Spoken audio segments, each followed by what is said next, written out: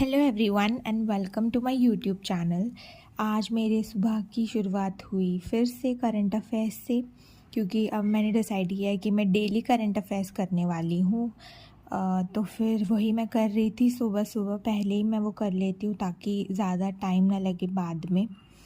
उसके बाद मैंने किया था मैथ, स्पीड मैथ, क्योंकि स्पीड मैथ भी हमें सॉल्व करनी ही चाहिए क्योंकि स्पीड बढ़ानी है और मेरी स्पीड अभी कम है उन चीज़ों में। सिंप्लीफिकेशन और अप्रॉक्सीमेशन में तो सही है, लेकिन मिसिंग नंबर सीरीज़ और रॉन्ग नंबर सीरीज़ में और क्वाड्रेटिक में भी थोड़ी कम है। तो इसलिए मैं यूट्यूब पे ही सर का वीडियो देख रही थी, जो उन्होंने मैराथन ली थी स्पीड मैथ की, 3-4-5 घंटे की शायद। तो वही मैं कंप्लीट करूँगी धीरे धीरे। तो वही मैं देख रही थी फ़िलहाल, और काफ़ी हेल्पफुल है वो। सर ने उसमें बताया भी है कि फ़ास्ट कैसे सॉल्व करना है, तो वही मैं कर रही थी। और आज मैंने IBPS PO का फर्स्ट मॉक दिया, फुल लेंथ मॉक, गाइड ली के 2026 फोल्डर से, और वो भी मुझे इजी ही लगा। लेकिन मेरी स्पीड कम है इसलिए मेरे अटेम्प्ट्स कम ही हुए। वो मैं आपको आगे बताऊंगी कि मेरे अटेम्प्ट्स और मैंने कहाँ कहाँ गलतियाँ करी। तो अगर आप लोगों ने भी वो वाला मॉक दिया है तो प्लीज़ आप बताइए कि आपके मार्क्स कैसे आए हैं। तो ये जो मेरा वीडियो है ये है 3 अगस्त का। तो अब कम ही दिन रह गए IBPS PO प्री के एग्ज़ाम के लिए, तो हमें तैयारी भी अच्छे से और कर लेनी चाहिए। फिर स्पीड मैथ के बाद मैंने शुरू किया था टाइम स्पीड एंड डिस्टेंस का 5th लेक्चर और 6th लेक्चर। मैंने दोनों कंप्लीट कर लिए थे द मैथ हीरो 2026 कोर्स से, क्योंकि मेरा वो चैप्टर रह गया है, और एक प्रोबेबिलिटी एंड परम्यूटेशन कॉम्बिनेशन। तो ये 2 चैप्टर मेरे रह गए थे, तो मैंने सोचा कि पहले इन्हें कंप्लीट करते हैं, इसके बाद मैं मेंस की पढ़ाई भी शुरू कर दूंगी मैथ की। रीजनिंग और इंग्लिश की तो मेरी साथ साथ ही चल रही थी पहले भी मेंस की पढ़ाई, लेकिन मैथ में थोड़ा पीछे रह गई हूँ। तो इसलिए जब ये दोनों चैप्टर हो जाएंगे उसके बाद मैं शुरू करूँगी मैथ का भी मेंस देना, और मेंस का एक मॉक भी लगाऊंगी। और इसके बाद मैंने शुरू कर दिए थे पज़ल्स, क्योंकि पज़ल भी रोज़ बनाना बहुत इम्पॉर्टेंट है। एटलीस्ट 20 तो आपको बनानी ही चाहिए, 20 से ज़्यादा भी आप बना सकते हो अगर आप पे टाइम है तो मैंने फिर पज़ल बनानी शुरू कर दी थी। और ये भी मिसलेनियस वाली वीडियो थी, और इसमें भी काफ़ी अच्छे लेवल थे पज़ल्स के, मतलब कुछ इजी भी थे कुछ मॉडरेट भी थे। तो ज़्यादातर मॉडरेट ही थे। तो मुझे लगता है कि हमें हार्ड वाली पज़ल भी ज़्यादा सॉल्व करनी चाहिए, क्योंकि उससे भी हमारा जो IQ लेवल है वो बढ़ता है। और सिर्फ इजी सॉल्व करते रहेंगे तो मेंस के लिए तैयार नहीं हो पाएंगे। तो इसलिए आपको मिक्स प्रैक्टिस करनी चाहिए, कभी हार्ड कभी इजी।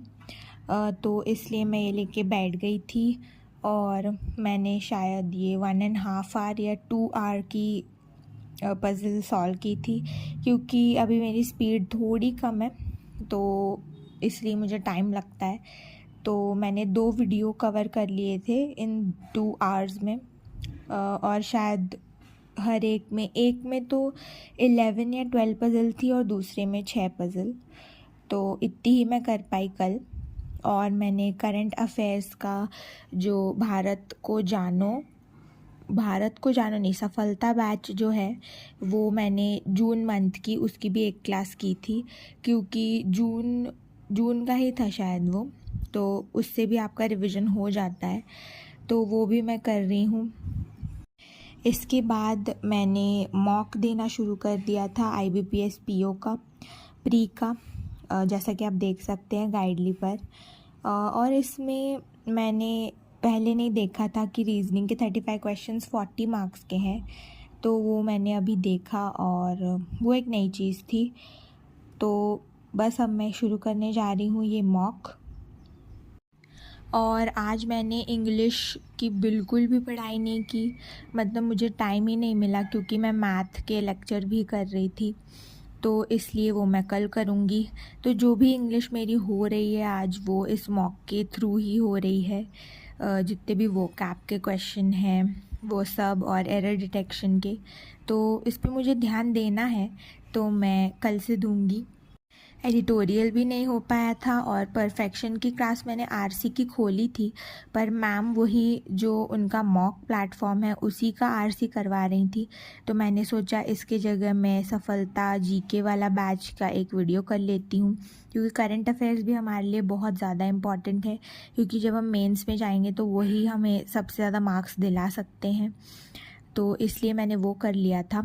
पर कल मैं ज़रूर एक आरसी मेंस का, और उसके बाद मैं पैराजंबल की भी कोई पुराने कोर्स से क्लास देख लूँगी, क्योंकि पैराजंबल सच में मेरा वीक है। ये जो मॉक मैंने दिया कल IBPS का, उसमें भी मैं श्योर नहीं थी कि मेरा पैराजंबल करेक्ट है या नहीं, तो मैंने बाद में सारे 5 या 6 क्वेश्चन को अनमार्क कर दिया था, क्योंकि अगर मैं वही रहने देती और क्योंकि एक मेरा ना ऑप्शन मैच नहीं हो रहा था, और अगर मैं वही रहने देती तो मेरे नेगेटिव मार्किंग भी हो सकती थी, तो इसलिए मैंने सारे ही अनमार्क कर दिए। वैसे तो मुझे लग रहा था कि मैं उन्हें मार्क ही रहने दूँ, लेकिन उस वजह से मेरा इंग्लिश में एक ही एरर हुआ, तो अच्छा हुआ कि मैंने पैराजंबल वाला क्वेश्चन पूरा ही स्किप कर दिया। और उसके बाद मैंने सल्यूशन देखा तो मुझे समझ आया कि मेरी कहाँ क्या गलती थी। और ये जो मॉक मैंने दिया है इसमें मेरे तीनों सेक्शन में एक एक क्वेश्चन रॉन्ग हुआ, तो वो भी मैंने देखा कि कहाँ कहाँ मेरी गलतियाँ हुई। और आपको भी एनालाइज ज़रूर करना चाहिए अपना मॉक, क्योंकि उससे ही हमें पता चलता है कि हमारे वीक एरियाज़ कौन से हैं, और फिर अगले दिन आप पूरे दिन उन चीज़ों की ही प्रैक्टिस कर सकते हो। तो जैसा कि आप देख रहे हैं मुझे 51.82 मार्क्स मिले हैं इसमें। कट ऑफ इस मॉक की 55 थी, और क्वेश्चंस बहुत इजी थे, मैं सच कह रही हूँ, लेकिन मेरी स्पीड की कमी की वजह से मेरे मैथ में एक DI मैं बना रही थी, पर उसमें मेरी समझ नहीं आई वो, मतलब मुझे समझ आई थी लेकिन थोड़ी कमी रह गई थी, तो इसलिए वो मैं नहीं कर पाई, उसका एक ही क्वेश्चन मैं कर पाई, और मिसलेनियस भी मैं नहीं कर पाई ज़्यादा। तो मुझे स्पीड बढ़ाने की ज़रूरत है, जो कि मैं ध्यान दूंगी। और तीनों सेक्शन में मेरा एक रॉन्ग हुआ था, तो एक्यूरेसी तो मेरी सही आई है इनमें, लेकिन मेरी परसेंटाइल अच्छी नहीं आई है, तो आगे मैं वो सही करना चाहूँगी। तो आज के लिए बस इतना ही, मिलते हैं कल, बाय बाय।